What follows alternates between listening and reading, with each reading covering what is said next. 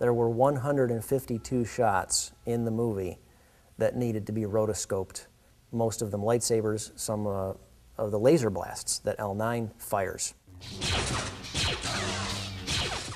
This rotoscoping technique was first developed by a young man named Ryan Weber, and I modified and developed it specifically for our film. In this rotoscoping process, you would take your film footage and you would go into your program, either Photoshop or Adobe After Effects, going each frame by frame, drawing your saber cores over the lightsabers. So the second part of the process, you can see, now instead of the sticks, you see the white lightsaber cores. One of the most time-consuming things on a set is camera setups. One thing on set that I always asked is, what's next? Because I wanted to be ready for the next shot, you know, before everyone else was, because I knew it was going to take a little bit longer. Styrofoam, conduit, piping, tubing, cement forms, these big cardboard tubes, 2x4s, PVC pipes, all kinds of things that we could pick up rather quickly and inexpensively at Home Depot. So we came back one day with just a truckload of stuff, and it was just an insane schedule of staying up late nights. Trying to develop a character out of a bunch of plastic, plexiglass, a helmet, that became a little bit of a challenge. I had no idea how to build this guy to have the same theme and feel that we have from Star Wars, which is so well known. By just going through a lot of Star Wars books, pulling up robot images that we could find on the internet, gave me some ideas. L9 was supposed to be dragged on the ground. We tried it in several different ways. Eventually we just did it handheld. I had to time it where I had to follow him as he's dragging down this way and make sure we didn't see the wires. Action.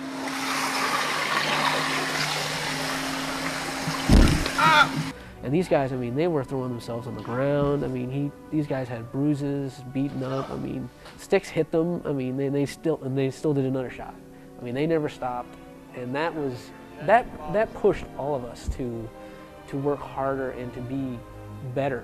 You know, I wanted to help Dirk do this because of what he was doing. He was sacrificing himself, and everybody else wanted to sacrifice themselves, and that's the amazing part about it. Action.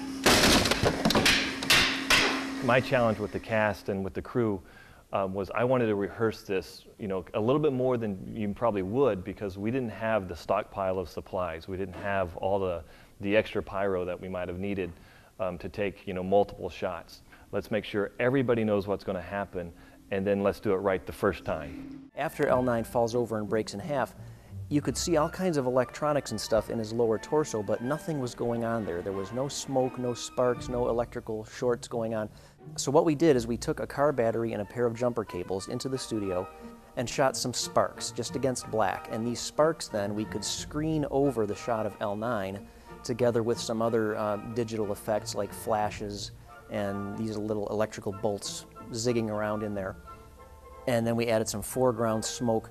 So that really helped to top off that shot and really complete it to the fullest degree. Every single element that's in the final production was redone.